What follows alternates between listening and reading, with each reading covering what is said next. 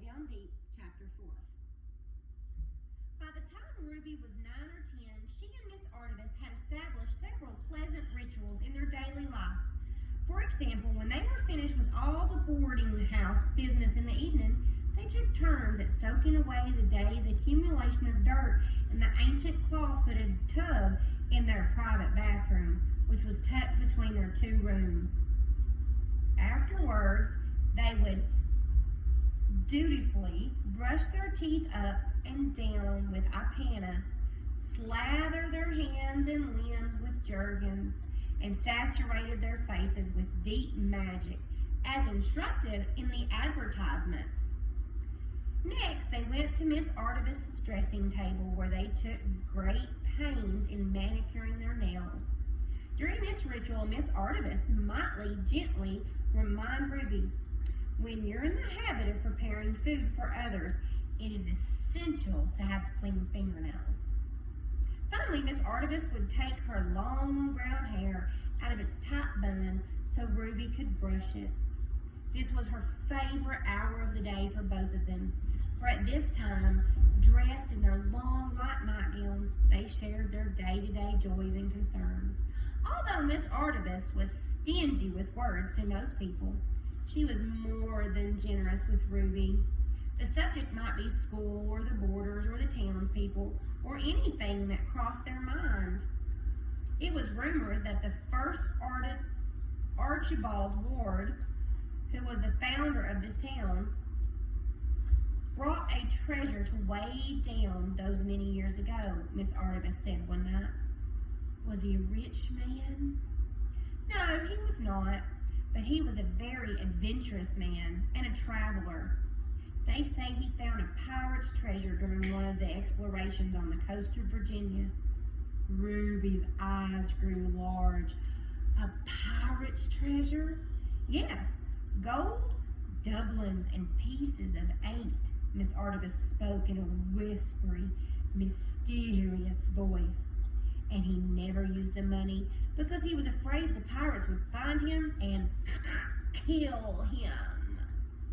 So he buried it in Way Down Deep, somewhere in Way Down Deep, far from the coast and the prying eyes of the world. Do you think it's true, Miss Artemis? Is there really treasure in Way Down Deep? It's a legend, Ruby. All of the people who have ever lived here know the story, and they have repeated it to their children, so that the truth has probably been distorted. But you know what they say about legends. They are rooted in fact somewhere down the line. Occasionally, during their evening chats, Miss Artemis talked about what she had dreamed the previous night. Her dreams were lucid and lively. Last night I went to England. I saw Big Ben and Buckingham Palace, where the young princesses reside. I saw Stonehenge and the wild moors where the night wind goes moaning through the gorse, just like Mr. Thomas Hardy said in his book. I saw the white cliffs of Dover, which our over-servicemen loved so much during the war. There was a song about it. I saw it all and talked to the people. I love the way they talk. I should like to go to England, Ruby said. Well, if we ever find old Archibald Ward's treasure, we will go to England and all over Europe. They smiled at each other in looking glasses. But we will come home, won't we? Ruby said. Well, of course we'll come back to Way Down. Of course we will. I got homesick even in my dream. So I turned my face towards America and crossed the briny Atlantic Ocean with my bare feet running like a riverboat, paddle across the waves. Sometimes I scampered across the backs of whales. A school of dolphins tried to keep up with me, but they could not. I saw them leaping in the moonlight.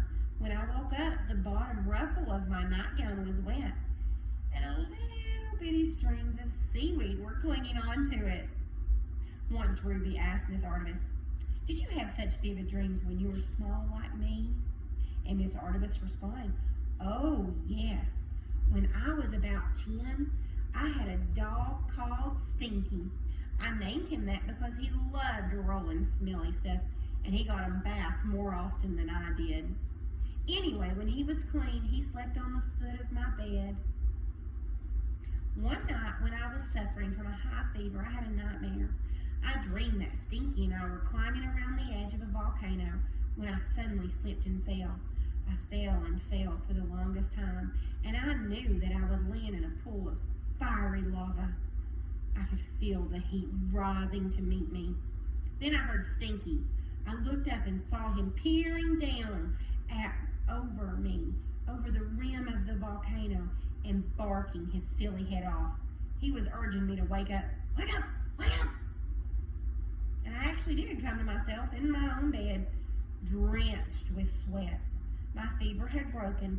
Stinky was there sleeping at my feet, twitching and whimpering. I knew he was still in the dream, so I shook him awake. He was so tickled to see me alive. He jumped all over me and licked my face. When they grew weary, Miss Ruby would go to her cozy room, which Miss Artibus had decorated for her in ruffled yellow and white, with purple pansies embroidered on her curtains and pillow shams. Before turning out the lights, Ruby always stood before the window and gazed at the hills against the night sky. Though she could not remember her parents, she thought of them and wished them health and happiness. And don't forget me, she always added. Wooby is right here waiting for you. Then Ruby climbed into bed. The pansy curtains fluttered in the mountain breeze as her eyes closed. Sometimes she woke up in the wee hours of the morning to find a lady in her room, sitting very still in an armchair by the window. At such times, a hazy memory floated to the surface of Ruby's mind, a memory of being held and rocked beside a window through which she could see snow falling. If Ruby sat up in bed or said anything, the woman disappeared in the shadows. So she learned that if she was to keep this lady, who was surely her mother, then she must not move or speak. She would drift off to sleep again, and the morning daylight revealed nobody in the chair. That's the end of chapter 4. Thanks for watching.